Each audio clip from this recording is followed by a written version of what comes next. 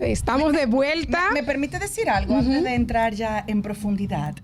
Tengo unos amigos muy queridos, mi amigo Tano, que me escribe: buenos días, querida Celine, te vamos escuchando rumbo a Elías Piñas, Javish, Victoria y yo. Un fuerte abrazo. ¡Mua! Un abrazo para todos ustedes y para todas las personas que nos escuchan por allá, por Elías Piña, por San Juan de la Maguana, por todo el sur profundo. Oye, pero esto se oye lejos. Se escucha lejos, sí. Bueno, señores, la guerra en Oriente Medio ha causado estragos a nivel internacional con el estrecho de Hormuz cerrado y grandes desequilibrios en los precios, una alza escalonada del precio del petróleo que está afectando todas las economías, principalmente las no productoras. En el día de hoy, para hablar un poco de los efectos de esta guerra en la economía local, tenemos con nosotros un experto, el director de la Escuela de Economía de la Pontificia Universidad Católica, Madre y Maestra, Raúl Oveache. Gracias por estar con nosotros en la plaza. Un gusto estar con ustedes. Bienvenido, bienvenido. ¿Cuáles te parecen acertadas las medidas que está tomando el gobierno, que por cierto no siento que ha sido lo suficientemente transparente en torno a esta crisis, medidas de mitigación ante el alza de los precios del petróleo? Creo que has dicho algo clave, y es que lo primero que hay que hacer es reconocer la situación de incertidumbre que se está viviendo, sobre todo en cuanto a los precios de los combustibles, producto de la ubicación geográfica de esta crisis. Estamos hablando de que desde Kuwait, Arabia Saudita, Bahrein, Qatar, Omán, los Emiratos Árabes Unidos y el propio Irán son combinados una superpotencia energética. Y tal como mencionaste, cerrar el estrecho de Hormuz, que es algo así como el pasillo que conecta muchos de los combustibles que ahí se producen con el resto del mundo, está generando una escasez que no habíamos visto posiblemente en la historia de los mercados energéticos. En ese sentido, era natural esperar que los precios del petróleo y combustible en general subieran. De hecho, hay quienes opinan que todavía no han alcanzado sus máximos y que podrían todavía aumentar más. Y como somos un país que importa todos sus combustibles porque no los producimos, pues lo que nos queda es asumir este shock. El gobierno entonces tiene mecanismos. Uno podría ser subsidiarlo por completo. Y ahí es donde el gobierno dice: no quiero que los hogares, las empresas tengan que ajustarse. El problema es que esto cuesta. No hay almuerzo gratis, como decía el gran economista Milton Friedman. Y por lo tanto, es también natural pensar que las partidas presupuestarias específicas para los subsidios de los hidrocarburos, que era el punto que mencionabas, que se calcularon con un precio del petróleo de los $48, y en base a esos $48 el barril promedio del año, pues se asigna un monto de alrededor de 12,000 millones de pesos, que para aterrizarlo a lo que sería el subsidio semanal es algo así como 200 millones de pesos por semana, producto de estos incrementos que ven el precio del petróleo hoy al doble, cerca de los $100. Ya el gobierno ha comunicado que ha tenido que gastar semanalmente casi 5 veces eso, más de 1,000 millones de pesos. Y esto, por supuesto, no es sostenible en el tiempo, porque la partida presupuestaria pues no da para tanto. Y por eso es que estamos viendo estos incrementos que iniciaron con 5 pesos en algunos de los principales tipos de combustible que se venden, pero recordemos que en la medida en que este conflicto se extienda, pues estos aumentos incluso podrían ser mayores. Raúl, una situación difícil lo que está viviendo el mundo, pero me gustaría que, vamos a hacer esto de hipótesis porque Dios nos libre de que ocurra, ¿cómo está preparada la República Dominicana si no recibimos ningún tipo de combustible? Es decir, ¿qué podría pasar en nuestro país? Mira, la preparación aquí es lo fundamental y diversos gobiernos cuentan con diversos mecanismos. En el año 2021, República Dominicana contaba con un mecanismo financiero que se llama un seguro contra incremento de precios de hidrocarburos, específicamente seguro contra incremento del precio del gas. En aquel momento se contrató, pero caducaba en el 2023. O sea que esta crisis nos topa en un momento donde no tenemos ese tipo de seguro. Y un seguro, así como funcionaría el seguro de vehículos que tenemos nosotros, en ese mundo, cómo funciona es que si el precio, en este caso, o del petróleo, del gas, o de aquel commodity que se contrate, aumenta por encima del valor contratado, entonces el gobierno recibe un monto de esa aseguradora, por así decirlo. Entonces, esto nos lleva a una recomendación que desde hace años algunos economistas, yo incluido, le hemos siempre propuesto al gobierno de que debería aquí haber una política de Estado en cuanto a estos seguros se refiere, sobre todo por la situación de incertidumbre que post pandemia el mundo vive. Actualmente el gobierno no tiene eso, pero tiene algo que para todo fin práctico podría interpretarse como un seguro, y es que desde hace ya varios años mantiene recursos ociosos en el Banco del Estado. Estamos hablando de endeudamiento que se ejecutó, o mejor dicho, se desembolsaron hace ya casi 4 o 5 años, por allá por 2020-21, pero que el gobierno nunca ocupó. Y esos son más de 200 mil millones de pesos. Pero eso habla de ineficiencia. ¿Por qué no lo ocupa? ¿Cómo coger préstamo para guardarlo? Sí, ahí habría que preguntarse cuál fue el objetivo último. Porque pero igual se pagan intereses ahí, ¿no? Claro que sí. Más allá de eso, y ha sido parte, insisto, de una crítica que algunos economistas, yo incluido, hemos hecho, porque entendemos que esos recursos pudieron haber sido ocupados, por ejemplo, para aumentar inversión pública, etcétera. Pero ya más allá de todo eso, los recursos están ahí. Entonces hay una fuente que tiene el gobierno para poder financiar los desvíos fiscales que potencialmente estos incrementos de precio de hidrocarburos van a acarrear. Otro elemento que es clave cuando uno analiza este tipo de conflictos es la disponibilidad de divisas con la que cuenta el gobierno. ¿Por qué? Porque ahora la misma cantidad de volúmenes de hidrocarburos que importábamos, vamos a necesitar más dólares para pagar por ellos. Entonces una pregunta que uno se hace, bueno, ¿cómo está nuestra economía en términos de dólares? Y ahí uno mira las reservas internacionales que tiene el Banco Central, que hoy superan los 14 mil millones de dólares y son cerca de 40% más del monto que teníamos en el momento de la pandemia, que fue una crisis mayor. Entonces, en ese sentido, para resumir, desde el punto de vista de la disponibilidad de divisas, estamos muchísimo mejor preparados que lo que estábamos en la pandemia. Y desde el punto de vista de los recursos disponibles, pues el gobierno cuenta, insisto, con recursos que podrían contribuir a financiar parte de los desvíos fiscales que naturalmente uno debería de esperar ante una crisis de esta naturaleza. Raúl, justamente al inicio de la entrevista hablabas de la planificación presupuestaria que teníamos en el tema del barril de petróleo, 46, 47 dólares el barril. Ahora estamos pagando 96, eso equivale a un monto importante. Y con este subsidio que se nos anunció justamente el fin de semana pasado de más de 1.000 millones de pesos y que se congelaría el GLP y subiendo solamente 5 pesos al combustible en términos generales, ¿entiendes tú que es una acción positiva por parte del gobierno para cuidar a la ciudadanía, tomando en cuenta que estamos pagando el doble prácticamente ahora mismo? De 46 a 96 es mucho el trecho.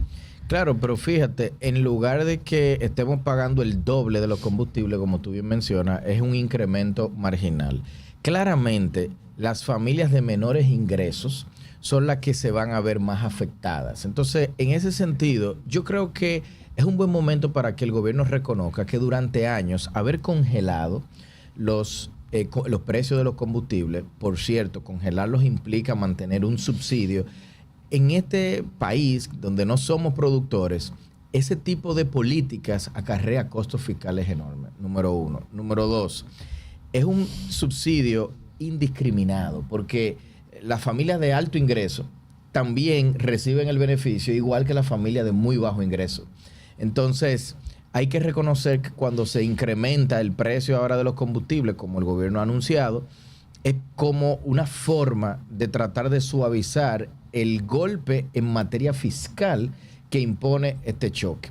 Porque si el gobierno no lo hiciera, entonces tendría que asumir todo el pago de esta cuenta, por así decirlo. Pero el incremento ha sido relativamente menor si lo comparo con el tamaño del incremento de los precios del petróleo, pero también insisto que las familias de menores ingresos, en la medida que este choque se extienda, si es que ocurre así, en la medida en que todavía incrementen más los precios del petróleo, que es un riesgo, podría pasar, pues lastimosamente son las que se ven más afectadas. ¿Y hay alguna forma de poder mitigar esto?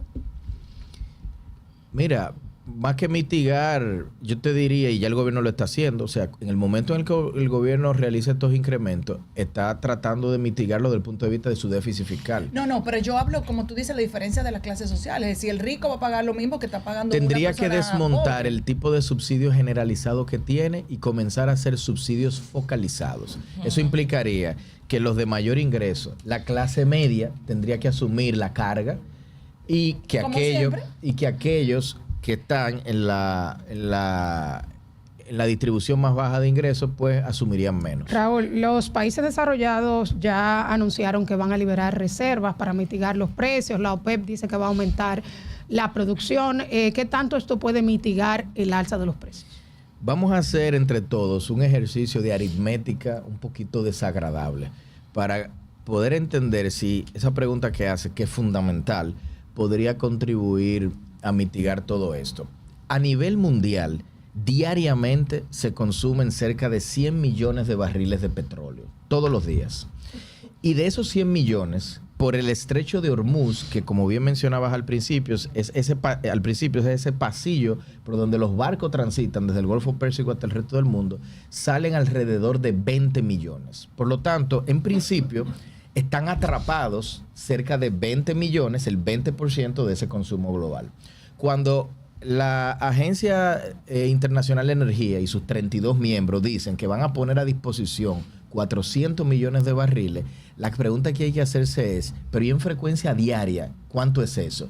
Y se sabe que no serían más de 2 millones en frecuencia diaria. Por lo tanto, de los 20 ya garantizaste 2, todavía te faltan 18.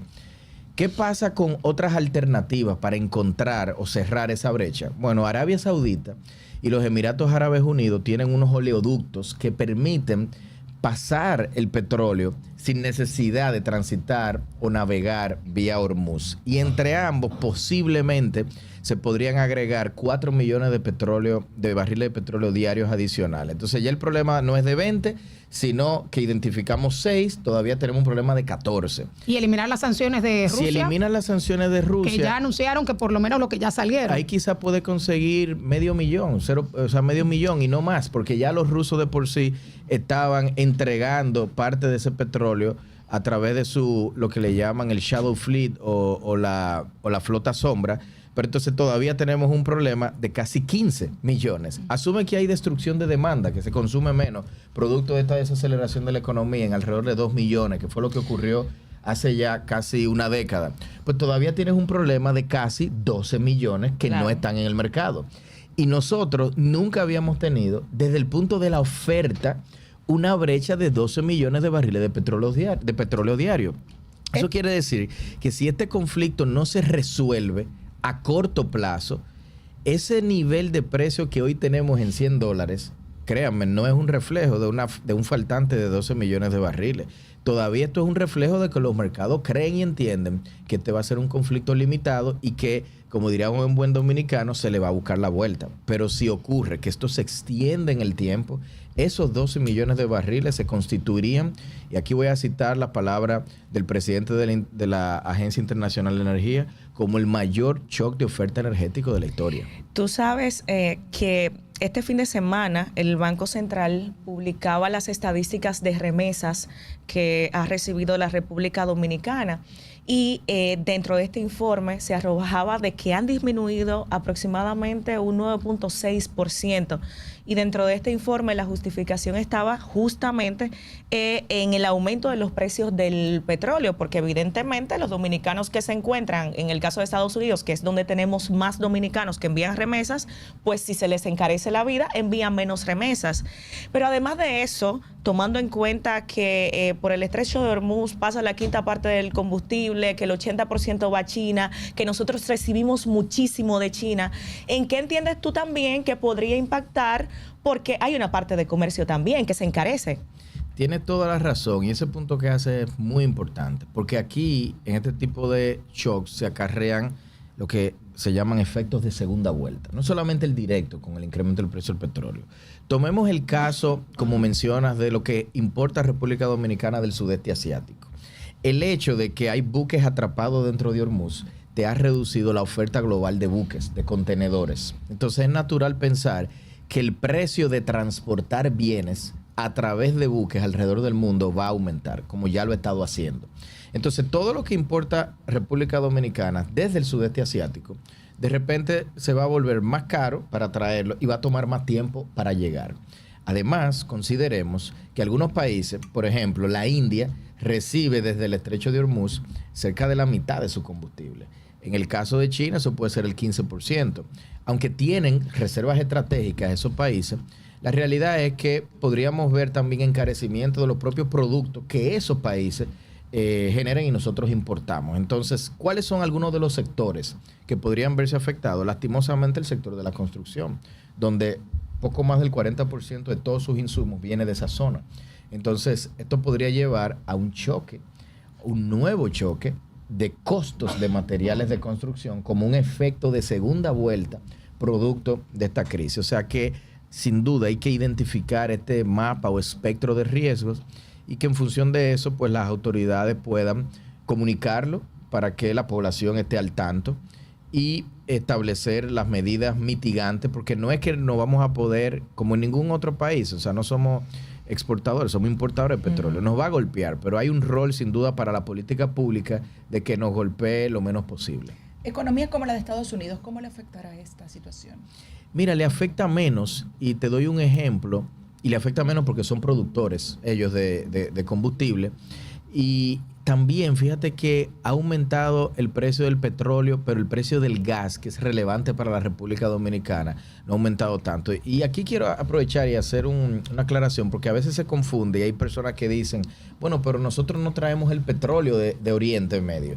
Yo digo, no tenemos que traerlo de Oriente Medio, lo que importa es el valor del precio del petróleo marginal, independientemente de dónde lo compramos. Pero en el mundo del gas natural es diferente, porque lo transportamos directamente de la costa este americana y la dinámica de precios ahí, a diferencia del petróleo, sí que funciona de manera regional. Por eso el precio del gas no ha aumentado tanto en el caso de Estados Unidos y en ese sentido la industria estadounidense no está viendo un incremento de su precio del gas, pero sí lo están viviendo. De combustible.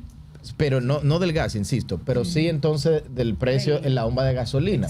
Porque ese sí, el del petróleo, insisto, es el que importa. Entonces, ¿cómo lo va a percibir el consumidor americano? En Estados Unidos, al igual que aquí, va a aumentar el precio. Que ya aumentó. Claro, en la bomba de gasolina.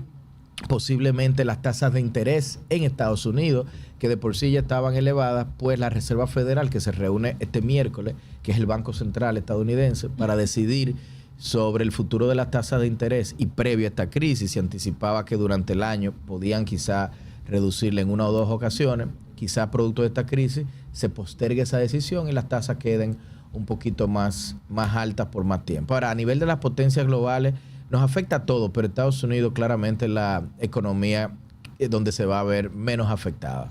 Raúl, se tiende siempre a revalorizar el oro como un recurso de refugio cuando ocurren las crisis. ¿Crees que República Dominicana podría beneficiarse o tendría que hacer cambios en el contrato para obtener mayor porcentaje de beneficio? ¿Qué recomendación tú le darías al gobierno dominicano? Mira, el tema del oro es interesante porque lo exportamos. Si no, muchos países tienen esa posibilidad y, como bien mencionaste, es un activo de refugio que ha visto un incremento de precio. Hoy rondan o superan los $5,000 la onza. Eso implica que vamos a tener más divisas producto de las exportaciones a un mayor precio, pero tengo entendido que la planta no está funcionando a capacidad. Vamos a ver un valor de exportaciones mayores, sin duda, pero todo lo que tiene que ver con permiso para que la planta pueda, y no solamente la planta vigente, sino también permiso de exploración y explotación de otras potenciales plantas, que claramente tienen que ser balanceadas con las consideraciones medioambientales, pero hay que reconocer que ahora, con precio del oro en esos niveles, pues es mucha plata sobre la mesa la que potencialmente puede estar dejando el gobierno. O sea que yo creo que ser efectivo y tomar ya una decisión sobre el futuro de esa industria es más importante que nunca. ¿Cuál es el recorte debería hacer el gobierno para poder ayudar con esta situación que está afectando al mundo, desde tu punto de vista? Ahí hay que analizar el presupuesto completo. Y yo te diría que yo no recortaría la inversión pública. Es la tentación natural.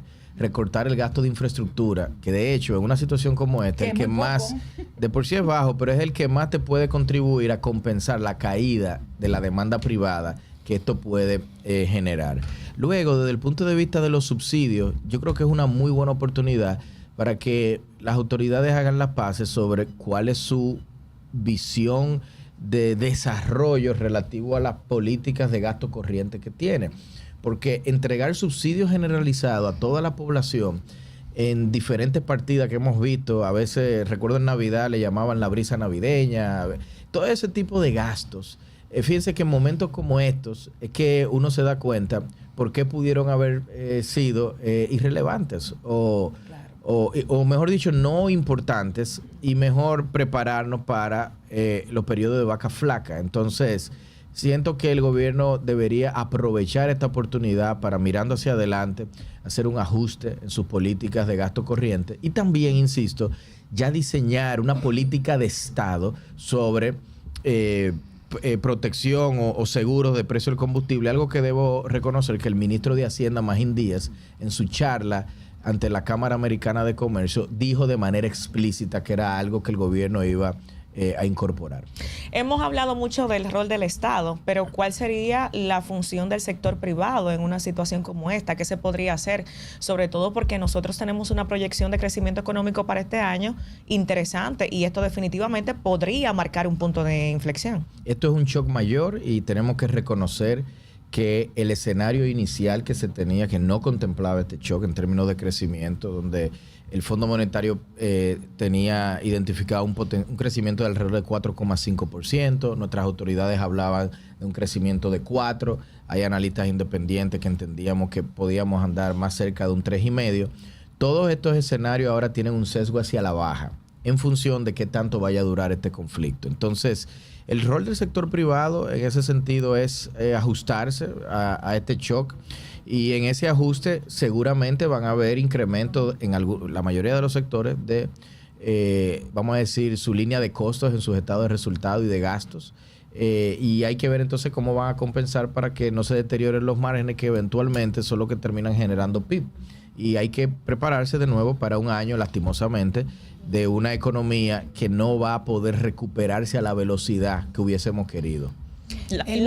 La variación, brevemente, ¿la variación de la divisa influiría en este asunto? Fíjate que veníamos de unas semanas, fíjate que veníamos de una semana donde el precio contra el dólar se venía apreciando, estaba ganando valor, pero parte de esa ganancia de valor tenía que ver porque la desaceleración económica llevó a que se demandaran menos divisas. Nosotros, hoy por hoy, no tenemos un problema de oferta de divisas. Estamos en máximos históricos de llegada de turistas. Estamos en máximos históricos de inversión extranjera directa. Estamos en máximos históricos de remesas. Estamos en máximos históricos de exportaciones. República Dominicana el año pasado recibió cerca de 49 mil millones de dólares de todas las divisas que recibió. Es un máximo que nunca habíamos alcanzado en la historia. Nuestro problema no era de la divisa que recibíamos. Nuestro problema era qué estaba ocurriendo en la demanda de esas divisas. Y en las primeras semanas del año lo que estaba ocurriendo era que se estaban demandando menos porque se estaba desacelerando la economía o continuaba desacelerada. Ahora, con este choque petrolero, vamos a demandar más divisas. Fíjate que la oferta no te va a cambiar necesariamente mucho.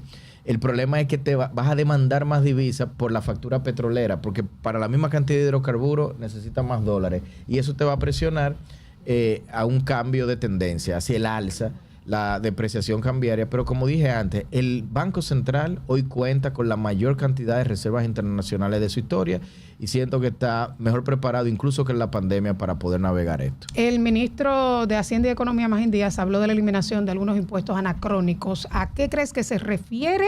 Y si este momento es el ideal para la eliminación de impuestos dado la coyuntura internacional. Mira, él hablaba de un sinnúmero de partidas impositivas que algunas se diseñaron décadas atrás y hoy tenemos una economía más digitalizada, más moderna, que impuestos que le imponen costos transaccionales en tiempo a empresas, hogares, y que en el marco de un rediseño de la arquitectura tributaria, de una eventual reforma fiscal, iban a tocar estos impuestos. Yo creo que eso es algo de justicia fiscal, porque la realidad es que los impuestos no solamente deberíamos de interpretarlo como el gasto de bolsillo que tenemos que hacer cuando pagamos bienes y servicios públicos, pero también hay una especie de impuesto en tiempo.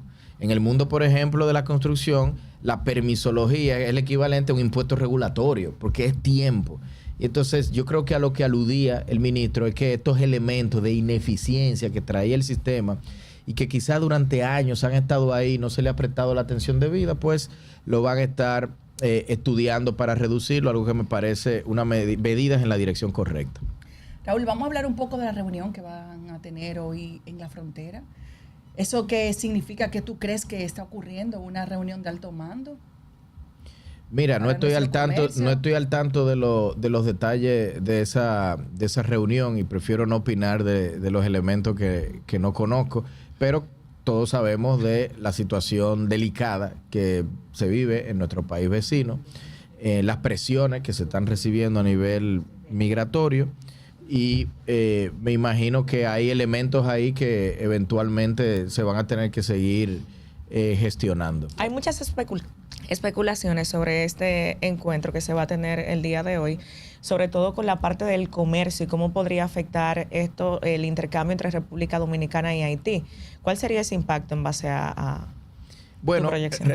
Haití es el segundo país más relevante en términos de comercio luego de Estados Unidos. Claro, hay una brecha enorme, ¿no?, entre lo que se comercia con Estados Unidos y Haití, pero nosotros tenemos un sinnúmero de sectores, desde temas vinculados a agroindustria y alimentos, hasta, por ejemplo, materiales de construcción, cemento, etcétera. Entonces, el comercio de Haití, que supera los $1,000 millones en frecuencia anual, o con Haití, es algo que República Dominicana tiene que proteger.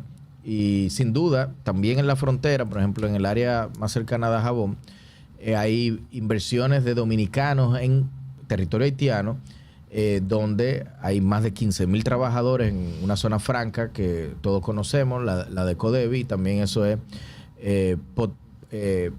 poder adquisitivo, ¿no?, de estas personas, y por lo tanto, insisto, es algo que económicamente es relevante para Dominicana y debe ser protegido. Bueno, muchísimas gracias, Raúl Ovalle, director de la Escuela de Economía de la Pontificia Universidad Católica Madre y Maestra, por estar con nosotros en la plaza, dándonos luz sobre esta situación mundial que definitivamente afecta a nuestro país. Nosotros seguimos en la plaza. Gracias por estar con nosotros. Cómo no, un gusto.